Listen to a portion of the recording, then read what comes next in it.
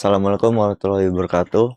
Di sini saya Bobi Jardine Pangestu dan kelompok saya akan menjelaskan tentang distribusi binomial, distribusi Poisson, distribusi hypergeometrik, dan distribusi normal. Oke, jadi seperti yang ada di layar ya, rumus distribusi binomial itu ada ini P X sama dengan X sama dengan N.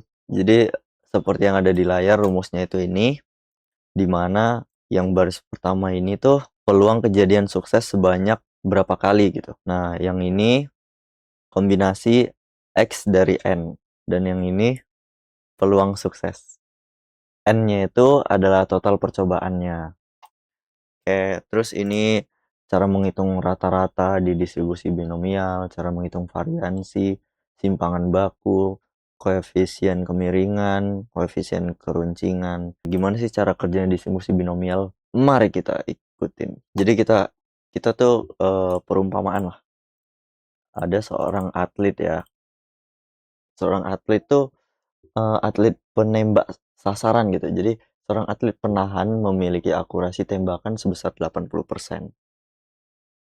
8%. Jika dia menembak sebanyak 10 kali, berapa peluang dia mengenai sasaran tepat 7 kali? Jadi di sini ada contoh soal biar saya menunjukkan cara kerjanya distribusi binomial itu gimana sih. Jadi seorang atlet penahan memiliki akurasi tembakan sebesar 80%.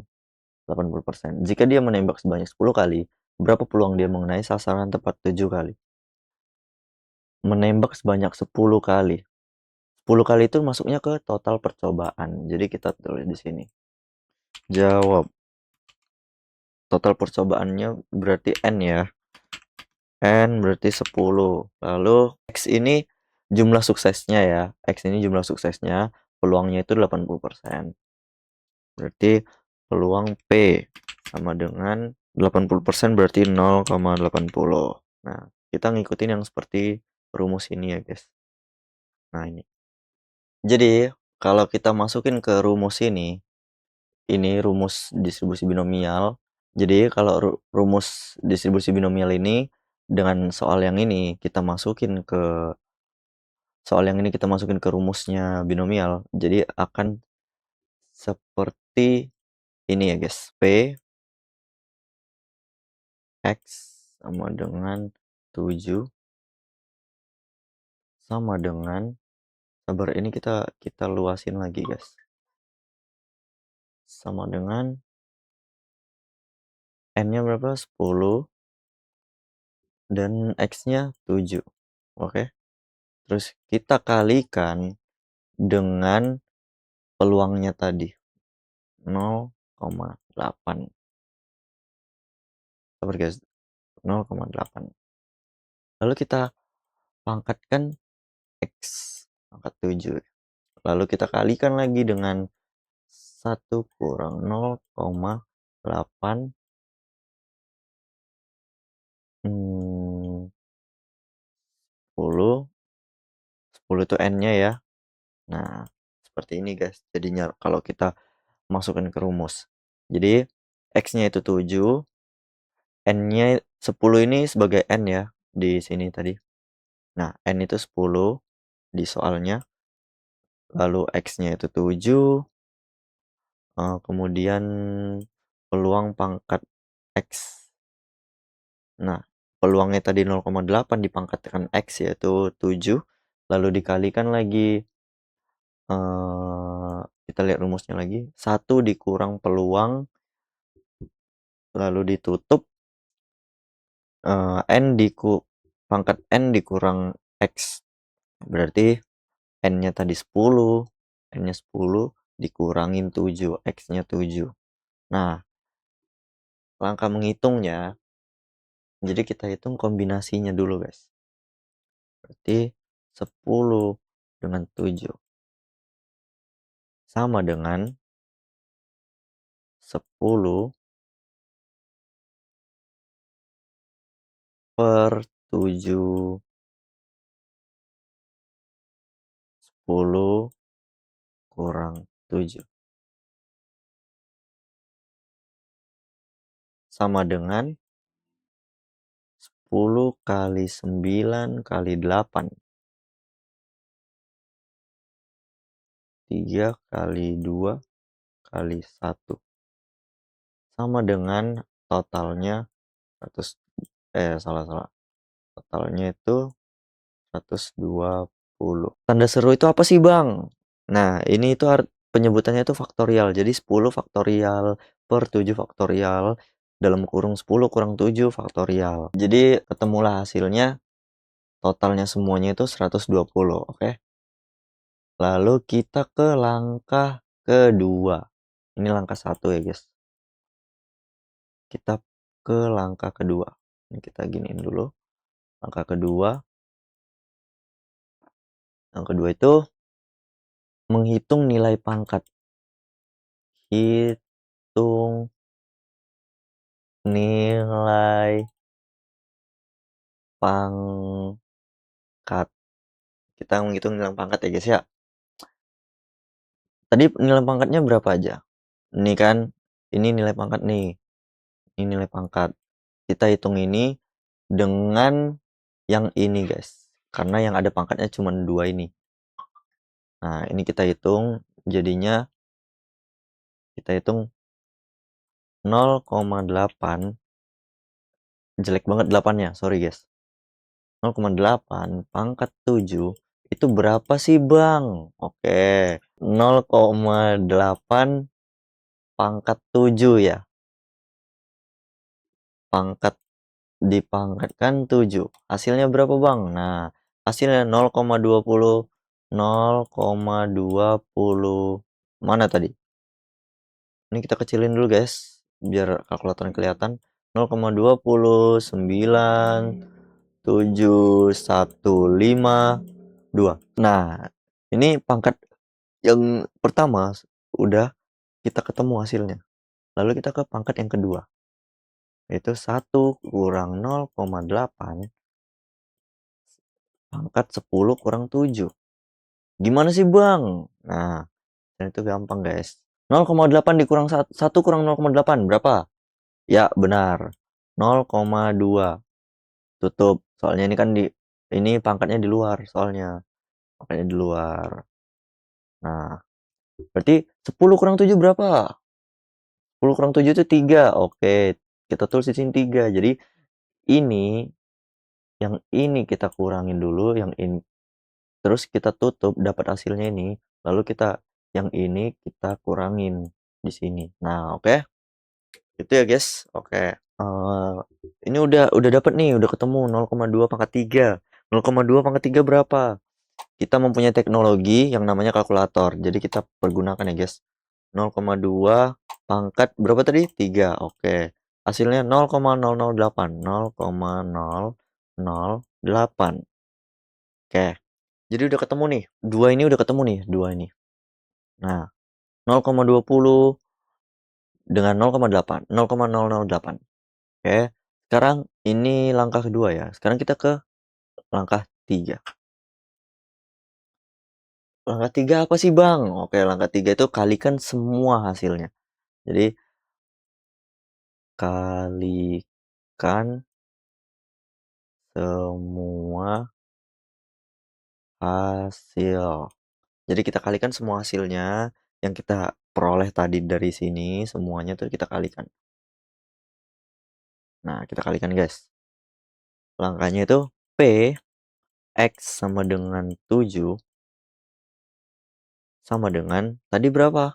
120. Nih ya, 120, guys. Dengan 120. Oke? 120. Lalu kita kalikan dengan yang ini. Dikali 120 dikali 0, berapa, guys? 0,2097152. Kita tuliskan aja semua bilangannya. Nanti belakangannya kita bisa sederhanakan lagi, guys. Lalu dikali berapa? Nah, ini dikali 0,008. Nah, ini udah semua 120 diperoleh dari perhitungan langkah pertama, 0,20 dan 0,008 dari langkah kedua. Nah, totalnya berapa, Bang? Oke, Jadi totalnya itu, ini kita kaliin semua guys. Kita punya kalkulator, kita pergunakan 120 dikali 0,2097152 dikali 0,008. Hasilnya 0,2013. Karena ini udah hasil akhir, jadi kita bisa sederhanakan. Jadi kita tulis dulu ya guys ya. Semuanya 26592. Oke. Nah, kita sederhanakan menjadi 0,2013. Kita bulatkan guys.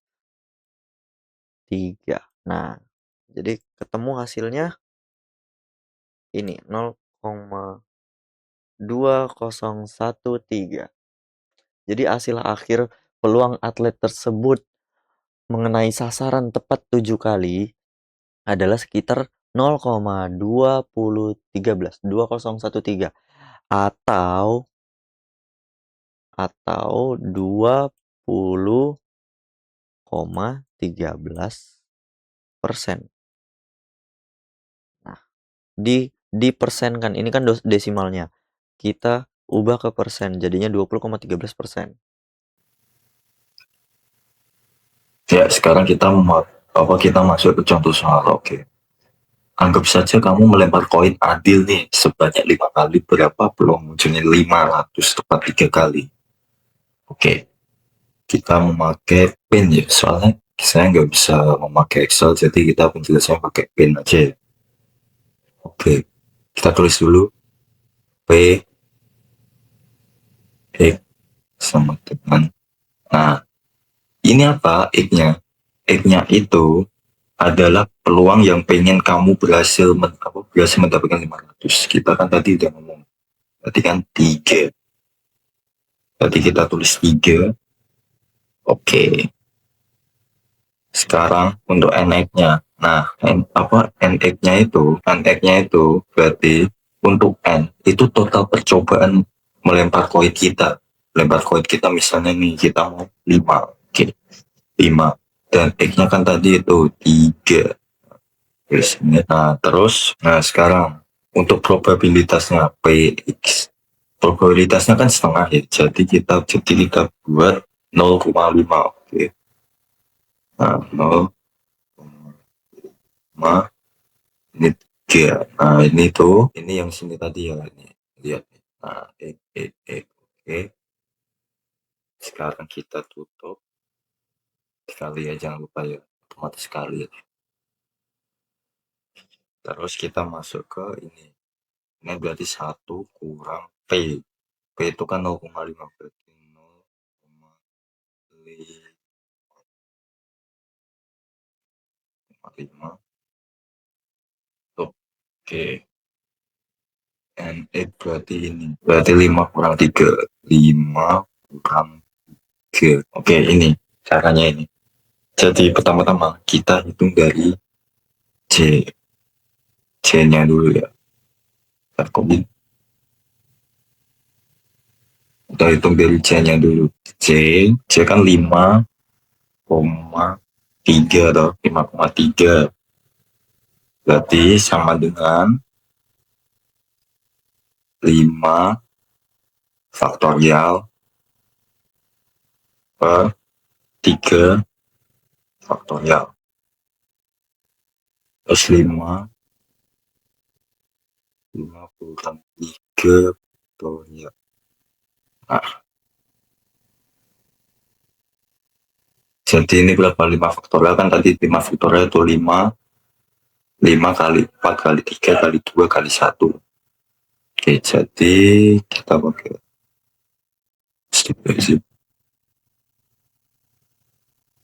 nah, oke, sama dengan 10. Oke, sekarang kita ke cara selanjutnya. Kita ingin menang berapa? Sama dengan 3. Oke. Terus kita masukkan tadi 10 tadi. kita menghitung dengan setengah, probabilitas setengah. Oke, berarti kan gini, 0,125 dikali 0,25. Nah, untuk hasilnya kita hitung di kalkulator kan berarti 10 dikurangi, sorry, 10 dikali huruf K 0,125 dikali 0,25. 0,25. Oke, jadi kita lihat sama dengan berapa? 0,3125. Kita tulis dulu ya. 3125. Atau bisa disebut lain juga jadi 31,25%.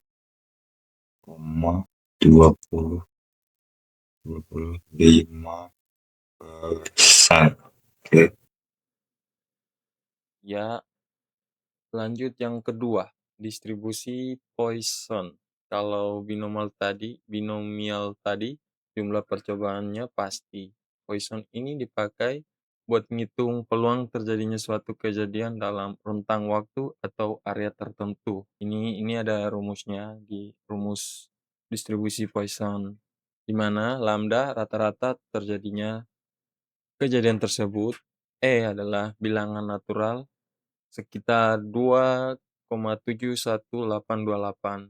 X sama dengan jumlah kejadian yang ingin dicari peluangnya. Nah, aku ada soal buat rumus ini. Di sebuah tikungan, rata-rata terjadi 2 kecelakaan setiap bulan. Berapa peluang tidak ada kecelakaan sama sekali pada bulan depan? Nah, sekarang kita ngitung guys. Diketahui lambda sama dengan 2. X sama dengan 0. Nah, langkah pertama,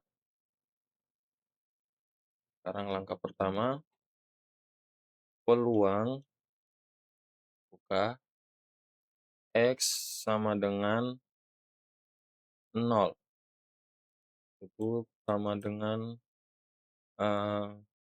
2 pangkat 0. 2 pangkat 0 kali E pangkat minus 2. Pangkat minus 2 per 0 faktorial. Sekarang langkah kedua. Karena semua angka yang dipangkatkan Karena semua angka yang dipangkatkan 0 hasilnya adalah 1 dan 0 faktorial juga hasilnya 1, rumusnya langsung menyusut menjadi sangat sederhana. Sekarang peluang X sama dengan 0 sama dengan 1 kali E pangkat minus 2. Pangkat minus 2 per 1 guys. Per 1 sama dengan E pangkat minus 2. Nah, pangkat minus 2. Sekarang kita lanjut ke langkah ketiga. Langkah ketiga, kita hanya perlu menghitung nilai dari bilangan natural. Dipangkatkan minus 2. P itu peluangnya guys. Nah, X sama dengan 0 sama dengan 2,71828. Pangkat minus 2. Pangkat minus 2 dibulatkan menjadi 0 0,1353. Hasilnya, peluang tidak terjadi kecelakaan sama sekali adalah 0,1353 atau 13,53%. Oke, sekarang kita masuk ke Poisson. Oke. Nah, kita memakai contoh soal, oke. Misalnya nih, rata-rata pelanggan yang datang di kafe adalah 4 orang setiap 10 menit. Berapa peluang 2 pelanggan datang dalam 10 menit itu? Oke. PX adalah PX itu otomatis 2 karena kita ingin mencari 2. Oke. 2. Oke, sekarang untuk ininya itu ini tuh apa? Itu adalah rata-rata kedatangannya. Kedatangannya itu adalah 4. Oke, jadi kan 4 itu 2 orang dikali 4 per 2 faktorial. Nah, oke, kita hitung sekarang, oke. Nah, jadi yang berarti itu 16 dikali 0,183. Nah, oke, 2 faktorial adalah 2. Oke. Nah, sekarang kita hitung. Oke, kita sampai sini. Oke, berarti jika dihitung, ini sesuai kalkulator ya. Ini menunjukkan 0,1465%. Oke. Ya, ini jawabannya untuk pertanyaan ini. Nah, yang ketiga ini distribusi hypergeometrik. Ini agak mirip binomial karena ada sukses dan gagal. Tapi bedanya di proses pengambilannya. Di hypergeometrik, pengambilannya dilakukan tanpa pengembalian dari populasi yang ukurannya diketahui. Bayangin, kalian ambil kartu dari tumpukan, kartu yang udah diambil kan nggak dikembaliin lagi. Jadi peluang buat kartu berikutnya bakal berubah. Beda sama lempar koin yang peluangnya selalu tetap. Nah, ini ada rumusnya nih, distribusi hypergeometrik. Nah, ini rumusnya di mana N besar itu adalah total populasi. K adalah jumlah kejadian sukses dalam populasi. Yang N kecil ini jumlah sampel yang diambil. X adalah jumlah kejadian sukses dalam sampel yang dicari. Nah, sekarang aku ada soal buat kita. Kita gunakan rumus ini. Nah, soalnya gini. Di dalam kantong terdapat 4 kelereng yang terdiri dari 2 kelereng merah dan 2 kelereng biru. Kita mengambil 2 kelereng secara acak sekaligus tanpa dikembalikan. Berapa peluang mendapatkan tepat 2 kelereng merah? Nah, sekarang kita ngitung.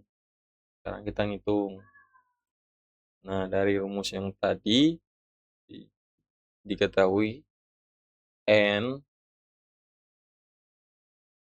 adalah sama dengan 4 dan K sama dengan 2. Sama dengan 2 dan N kecil sama dengan 2.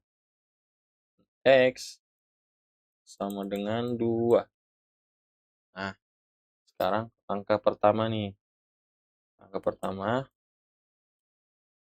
pertamanya kita hitung bagian atas kiri. Bagian atas kiri yang mana nih? Yang ini. K sama X. Yang ini. Sekarang kita hitung. K buka kurung K X tutup sama dengan buka, 2, 2, tutup, sama dengan 1, kan. Kenapa? Kenapa kayak gini, 1? Karena hanya ada satu cara untuk mengambil semua kelereng merah. Sekarang langkah kedua. Langkah kedua, kita hitung bagian atas kanan. Bagian atas kanan yang mana? Yang ini. Nah, sekarang kita hitung bagian atas kanan. Nah, bagian atas kanan, N besar, buka dulu. N besar kurang K, N kecil kurang X. Nah, tutup sama dengan 2, buka dulu 2, 0. Tutup sama dengan 1. Kenapa hasilnya kayak gini? Karena setiap angka kombinasi 0 pasti hasilnya 1. Nah, sekarang untuk langkah yang ketiga. Langkah yang ketiga, hitung bagian bawah atau pembagi. Nah, bagian bawah yang mana? Yang ini, di bawah ini. Tadi kan kita udah hitung yang di atas ini, 2 di atas ini. Sekarang kita hitung yang bawah. Nah, sekarang kita hitung yang bawah. Yang bawah, buka dulu N besar, N kecil, tutup, sama dengan 4, 2, tutup, sama dengan 4 kali 3 per 2 kali 1. Nah, hasilnya 6. Nah, hasilnya kan 6. Nah, sekarang kita lanjut ke langkah keempat. Ini langkah keempat ya. Sekarang langkah keempat, masukkan ke rumus utama. Nah, masukkan ke rumus utama. Nah, rumus utamanya gini. Peluang Pak X sama dengan 2, tutup, sama dengan 1 kali 1 per 6. Per 6 sama dengan 1 per 6. 1 per 6 dibulatkan. Nih, dibulatkan menjadi 0,1667. 1667. Dan hasilnya, hasil akhir, hasil akhir peluang yang kita ambil tepat 2 kelereng merah adalah 0,1667 atau persennya 16,67%. Oke, sekarang untuk yang hypergeometrik. Oke, contoh soalnya adalah dalam sebuah kotak terdapat 10 bola, 6 berwarna merah, 4 berwarna biru. Oke, jika kita mengambil 3 bola secara acak tanpa pengembalian, berapa peluang kita mendapatkan tepat 2 bola merah? Oke, kita memakai cara yang ini. Nah, ini. Kalkulator, sorry. Jadi, apa nih? Kita cari P. Kita cari probabilitasnya itu 2. Gitu, berarti 2. Nah, jadi sama dengan turun bentar. Terus kita pernya apa? N itu total populasi ya. Total populasi. Jadi kalau kita pakai ini, jadi total bulannya kan 10 kok. Jadi kita pakai ini C lagi.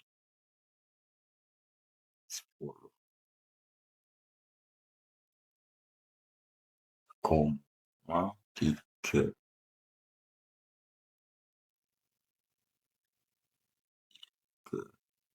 Nah, oke, 10,3 kita tarik ke bawah, jadi otomatis C 6,2 kali C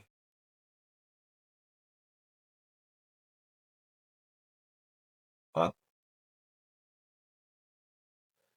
1 G per C 10,3. Nah, oke. Nah, kita hitung yang ini nih ya. Kita hitung semua kalau kita dihitung. Nah, ini tuh hasilnya tuh 15.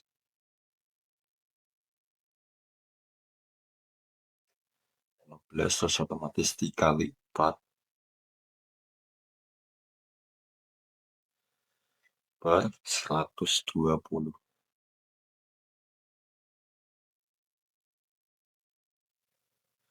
Berapa itu? Oke, kita langsung jadi 15 kali 4 kan 60 per 120, berarti setengah itu. Berarti kemungkinannya itu 0,5 atau bisa disebut juga 50%. 50%. Nah, Oke, jadi di sini saya akan membahas bagian distribusi normal.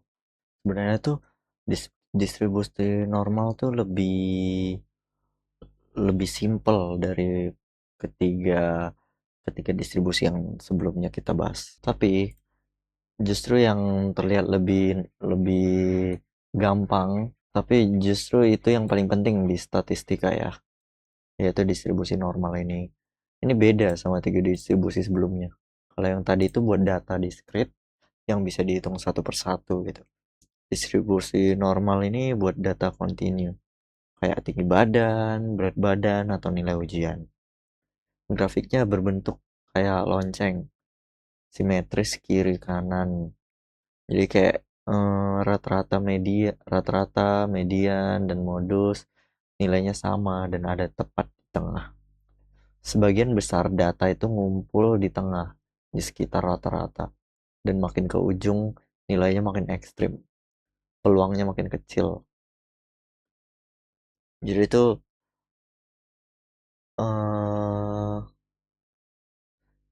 ini yang telah terlihat di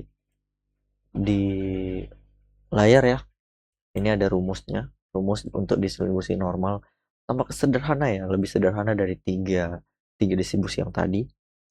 Jadi saya jelasin dulu di mana X itu adalah nilai observasi dan mu ini rata-rata atau mean populasi per sigma. Ini tuh sigma ya, logo sigma. Sigma itu simpangan baku, standard deviation populasi. Nah, gimana sih cara kerjanya rumus rumus distribusi normal ini? Nah, saya akan mengaplikasikan rumus distribusi normal ini di soal yang telah saya sediakan ini. Saya ada contoh soal nih satu. Rata-rata nilai ujian matematika di satu kelas adalah 80 dengan simpangan baku 5. Jika Budi mendapatkan nilai tepat 80, berapakah nilai skor Z Budi? Oke, langkah-langkahnya jadi sebelumnya kita cari tahu dulu. Diketahui mu-nya 80 dengan simpangan bakunya. Berarti simpangan baku itu omega ya. Omeganya 5. Jika Budi mendapatkan nilai tepat 80 berarti 80 itu X-nya ya guys ya. X-nya 80. Berapa kan skor Z Budi? Oke. Nah, di sini akan ke langkah 1. Langkahnya itu kita akan memasukkan angka-angka yang telah kita ketahui ini di rumus. Jadi kita biar lebih rapi gitu, kita tulis saja di sini tuh diketahui mu-nya kita pakai bahasanya keyboard normal aja ya guys. Soalnya saya nggak tahu ini logonya di Excel gimana. Ini omeganya 5 dan terakhir X-nya sama dengan 80. Oke. Oke, ini udah diketahui, lalu kita akan jawab. Jadi itu jadi di sini kita akan menjawab dulu di pen ini karena cukup rumit ya kalau menjawabnya di Excel. Nih kita ke langkah pertama. Langkah pertama itu kita kurangi nilai observasi.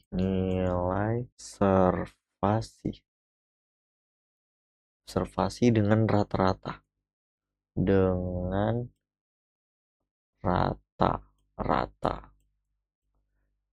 Kita kurangi nilai observasi dengan rata-rata. Itu langkah pertamanya itu berarti X dikurangin mu. Kebalik guys. Mu itu logonya gini guys. Mu sama dengan X-nya tadi berapa? Kita lihat di sini diketahui. Mu-nya berapa tadi? X-nya dulu. X-nya 80 dikurangi mu. Mu-nya tadi di sini 80. Jadi dua ini dulu ya guys ya. Kita mengikuti rumus yang telah kita ituin tadi. 80 dikurang 80. Hasilnya berapa? 0. Oke. Lalu kita ini udah ketemu nih hasilnya 0. Lalu kita lanjut ke langkah kedua. Cukup simpel guys. Cukup simpel sebenarnya kalau kita udah sampai di distribusi normal ini. Tapi justru yang simpel itu sangat penting di statistika. Terus langkah 2 itu kita bagi dengan simpangan baku.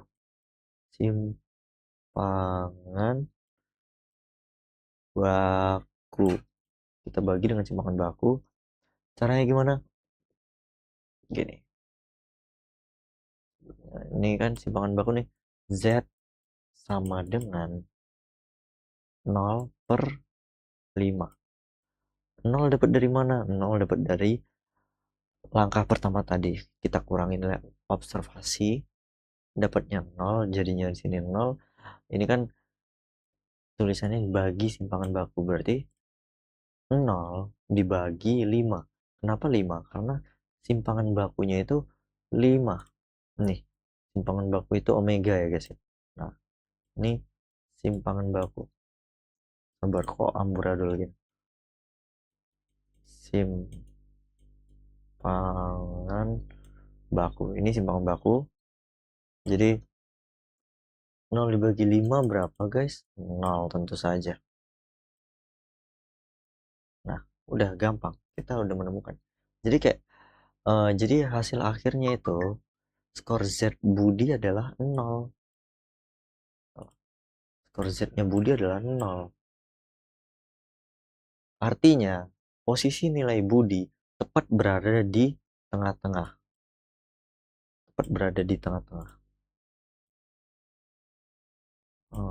Di tengah-tengah. Nah, tengah-tengah kurva normal. Pas di titik rata-rata kelas. Jadi itu udah sesimpel ini guys. Kita untuk mengaplikasikan rumus distribusi normal ke dalam sebuah soal. Jadi mungkin segitu aja dari saya. Ini jawabannya tadi berapa? Jawabannya 0. Jawabannya adalah 0. Jawabannya adalah 0. Posisi nilai Budi tepat di tengah-tengah kurva.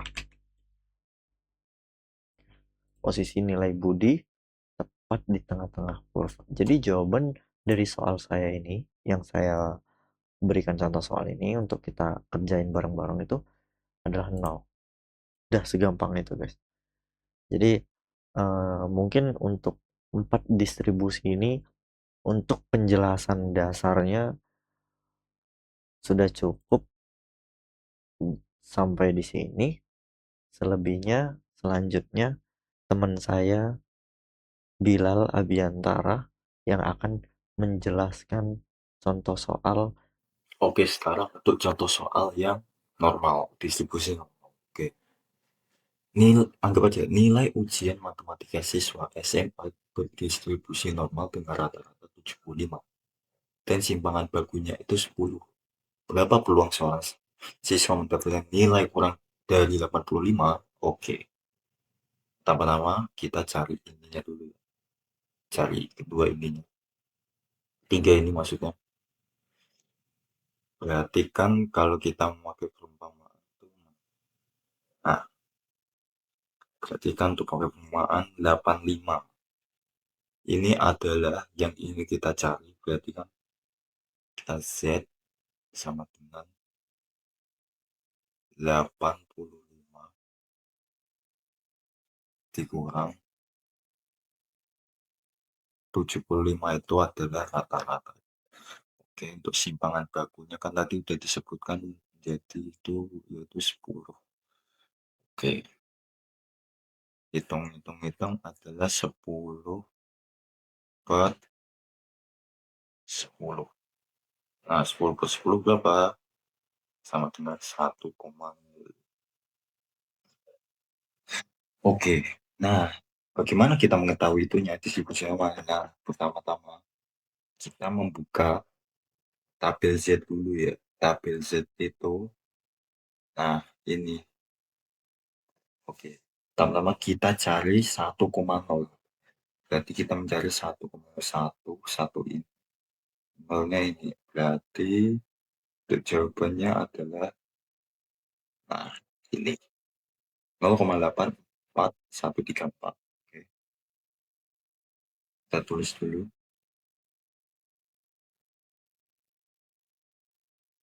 Kan 18413.